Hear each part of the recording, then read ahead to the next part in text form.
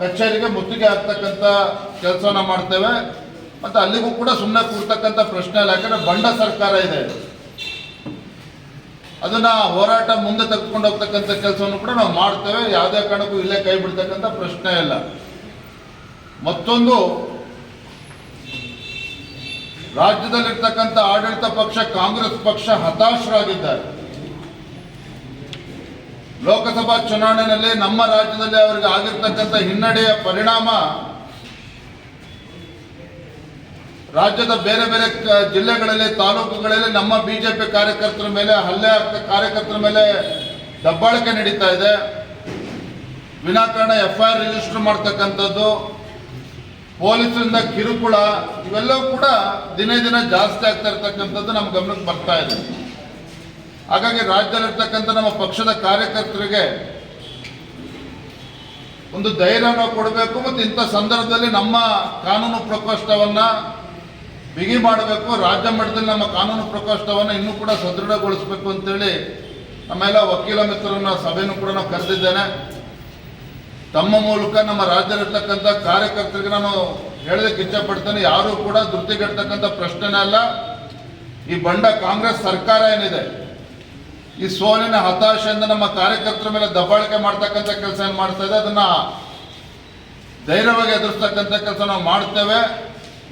ಪ್ರತಿಯೊಂದು ಜಿಲ್ಲೆಯಲ್ಲಿ, ಪ್ರತಿಯೊಂದು ತಾಲೂಕಿನಲ್ಲೂ ಸಹ, ಮಂಡಲ ಮಟ್ಟದಲ್ಲೂ ಸಹ ನಮ್ಮ ಕಾನೂನು ಪ್ರಕೋಷ್ಠವನ್ನು ಗಟ್ಟಿಗೊಳಿಸ್ತಕ್ಕಂಥ ಕೆಲಸ ನಾವು ಮಾಡೋರಿದ್ದೇವೆ. ಆ ನಿಟ್ಟಿನಲ್ಲಿ ಇವತ್ತು ಕೂಡ ನಾನು ಸಭೆಯನ್ನು ಕರೆದಿದ್ದೇನೆ. ಎಲ್ಲೋ ಒಂದು ಕಡೆ ರಾಜ್ಯದಲ್ಲಿದ್ದ ಕಾಂಗ್ರೆಸ್ ಪಕ್ಷ ಲೋಕಸಭಾ ಚುನಾವಣೆಯಲ್ಲಿ ಅವರ ನಿರೀಕ್ಷಿತ ಮಟ್ಟದಲ್ಲಿ ಅವರಿಗೆ ಫಲಿತಾಂಶ ಬಂದಿಲ್ಲ. ತಾವು ನಂಬಿದಂಥ ಗ್ಯಾರಂಟಿಯಿಂದ ರಾಜ್ಯದಲ್ಲಿ 18-20 MP ಗಳನ್ನ ಗೆಲ್ತೇವೆ, ಲೋಕಸಭಾ ಸ್ಥಾನಗಳನ್ನು ಗೆಲ್ತೇವೆ ಅನ್ನೋ ಭ್ರಮೆಯಲ್ಲಿದ್ದರು. ಲೋಕಸಭಾ ಚುನಾವಣೆಯಲ್ಲಿ ರಾಜ್ಯದಲ್ಲಿ, ದೇಶದಲ್ಲೂ ಕೂಡ ಹಿನ್ನಡೆ ಆಗಿದೆ, ರಾಜ್ಯದಲ್ಲೂ ಕೂಡ ಕಾಂಗ್ರೆಸ್ ಪಕ್ಷಕ್ಕೆ ಹಿನ್ನಡೆ ಆಗಿದೆ. ಹಾಗಾಗಿ ಎಲ್ಲೋ ಒಂದು ಕಡೆ ಅವರ ಸಿಟ್ಟನ್ನು ರಾಜ್ಯದ ಜನರ ಮೇಲೆ ತೋರಿಸ್ತಾ ಇದ್ದಾರೆ. ನೋಡಿದ್ದೀವಿ, ಹಿಂದೆ ಸ್ಟಾಂಪ್ ಡ್ಯೂಟಿ ಜಾಸ್ತಿ ಮಾಡಿರ್ತಕ್ಕಂಥದ್ದು ಕೂಡ ನಾವು ನೋಡಿದ್ದೇವೆ. ಅದ್ರ ಬಗ್ಗೆನೂ ಕೂಡ ನಾವು ವಿಧಾನಸಭೆ ಒಳಗಡೆ ಹೊರಗಡೆ ಅದ್ರ ಬಗ್ಗೆ ಚರ್ಚೆ ಮಾಡಿದ್ದೇವೆ. ವಿದ್ಯುತ್ ದರ ಜಾಸ್ತಿ ಆಗಿರ್ತಕ್ಕಂಥದ್ದು, ಇದು ಎಲ್ಲವೂ ಸಾಲದು ಅಂತೇಳಿ ತಮ್ಮ ಗ್ಯಾರಂಟಿಗಳನ್ನು ಈಡೇರಿಸೋದಕ್ಕೆ ಸಾಧ್ಯ ಆಗದೆ ಇರ್ತಕ್ಕಂಥ ಸಂದಿಗ್ಧ ಪರಿಸ್ಥಿತಿಯಲ್ಲಿರ್ತಕ್ಕಂಥ ರಾಜ್ಯ ಸರ್ಕಾರ ಇವತ್ತು ಪೆಟ್ರೋಲ್ ರೇಟನ್ನು ಪ್ರತಿ ಲೀಟರ್ಗೆ 3 ರೂಪಾಯಿ ಜಾಸ್ತಿ ಮಾಡಿರ್ತಕ್ಕಂಥದ್ದು, ಡೀಸೆಲಿನ ಬೆಲೆ ಪ್ರತಿ ಲೀಟರ್ಗೆ 3 ರೂಪಾಯಿ 50 ಪೈಸೆ ಜಾಸ್ತಿ ಮಾಡಿರ್ತಕ್ಕಂಥದ್ದು ರಾಜ್ಯದ ಜನರ ಮೇಲೆ ಇವತ್ತು ಬರೆಯನ್ನು ಹಾಕಿ ಹೊರಟಿದ್ದಾರೆ.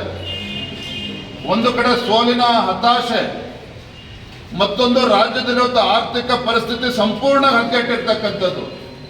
ಆದರೆ ಬಂಡ ಸರ್ಕಾರ, ಮಾನ್ಯ ಮುಖ್ಯಮಂತ್ರಿಗಳು ಇದನ್ನು ಒಪ್ಕೊಳ್ಳೋದಿಲ್ಲ. ಆರ್ಥಿಕ ಪರಿಸ್ಥಿತಿ ಬಹಳ ಸದೃಢವಾಗಿದೆ ಅಂತ ಒಂದು ಕಡೆ ಹೇಳ್ತಾರೆ, ಮತ್ತೊಂದು ಕಡೆ ಇವತ್ತು ಪೆಟ್ರೋಲ್ ಡೀಸೆಲ್ ರೇಟ್ ಜಾಸ್ತಿ ಮಾಡಿರ್ತಕ್ಕಂಥದ್ದು ಮೇಲ್ನೋಟಕ್ಕೆ ಗೊತ್ತಾಗ್ತದೆ. ಇವತ್ತು ರಾಜ್ಯದ ಆರ್ಥಿಕ ಪರಿಸ್ಥಿತಿ ಇವತ್ತು ಸಂಪೂರ್ಣವಾಗಿ ಹದಗೆಟ್ಟಿರ್ತಕ್ಕಂಥದ್ದು. ರಾಜ್ಯ ಸರ್ಕಾರ ಅಧಿಕಾರಿಗಳ ಸಂಬಳವೂ ಕೂಡ ಕೊಡದೇ ಇರತಕ್ಕಂಥ ಒಂದು ಕೆಟ್ಟ ಪರಿಸ್ಥಿತಿಗೆ ಬಂದಿರತಕ್ಕಂಥದ್ದು. ಇದರ ಪರಿಣಾಮ ರಾಜ್ಯದ ಜನರ ಮೇಲೆ ಬರೆ ಹಾಕಿದ್ದಾರೆ. ಪೆಟ್ರೋಲ್ ಮತ್ತು ಡೀಸೆಲ್ ರೇಟನ್ನು ಜಾಸ್ತಿ ಮಾಡಿದ್ದಾರೆ. ನಾನು ತಮ್ಮ ಮೂಲಕ ರಾಜ್ಯದ ಮುಖ್ಯಮಂತ್ರಿಗಳಿಗೆ ಮತ್ತು ಹಣಕಾಸಿನ ಸಚಿವರಿಗೆ ಆಗ್ರಹವನ್ನು ಮಾಡ್ತೇನೆ. ಒಂದು ಕಡೆ ಬರಗಾಲ, ಮತ್ತೊಂದು ಕಡೆ ಇಂಥ ಸಂಕಷ್ಟದ ಸಂದರ್ಭದಲ್ಲಿ ರಾಜ್ಯದ ಜನರ ಮೇಲೆ ತಾವು ಏನು ಹೊರೆಯನ್ನು ಹಾಕಿದ್ದೀರಿ, ಇದು ಅಕ್ಷಮ್ಯ ಅಪರಾಧ. ನಾನು ಒತ್ತಾಯನ ಮಾಡ್ತೇನೆ, ಆಗ್ರಹವನ್ನು ಮಾಡ್ತೇನೆ. ಮಾನ್ಯ ಮುಖ್ಯಮಂತ್ರಿಗಳು ತಮ್ಮ ಬಂಡತನವನ್ನು ಬಿಟ್ಟು ತತ್ಕ್ಷಣ ಇವತ್ತೇನು ಪೆಟ್ರೋಲು 3 ರೂಪಾಯಿ ಏರಿಸಿರ್ತಕ್ಕಂಥದ್ದು, ಡೀಸೆಲ್ಗೆ 3 ರೂಪಾಯಿ ಏರಿಸಿರ್ತಕ್ಕಂಥದ್ದು, ತತ್ಕ್ಷಣ ಅದನ್ನು ಹಿಂಪಡಿಬೇಕು. ನಾವೆಲ್ಲ ರಾಜ್ಯಾದ್ಯಂತ ಈಗಾಗಲೇ ಹೋರಾಟ ಕರೆ ಕೊಟ್ಟಿದ್ದೇವೆ. ಮುಂದಿನ ಸೋಮವಾರ ಇವತ್ತು ರಾಜ್ಯಾದ್ಯಂತ ಎಲ್ಲ ಜಿಲ್ಲಾ ಕೇಂದ್ರಗಳಲ್ಲಿ ಭಾರತೀಯ ಜನತಾ ಪಾರ್ಟಿ ಪ್ರತಿಭಟನೆ ಮಾಡ್ತೇವೆ, ಹೋರಾಟ ಮಾಡ್ತೇವೆ. ಆದರೆ ರಾಜ್ಯ ಸರ್ಕಾರ ಎಚ್ಚೆತ್ತುಕೊಂಡು ತಮ್ಮ ಈ ತೀರ್ಮಾನವನ್ನು ವಾಪಸ್ ತೆಗೆದುಕೊಳ್ಬೇಕು. ರಾಜ್ಯದ ಜನರಿಗೆ ಅನ್ಯಾಯ ಮಾಡೋದಕ್ಕೆ ಭಾರತೀಯ ಜನತಾ ಪಾರ್ಟಿ ಯಾವುದೇ ಕಾರಣಕ್ಕೂ ಬಿಡ್ತಕ್ಕಂಥ ಪ್ರಶ್ನೆನೇ ಅಲ್ಲ.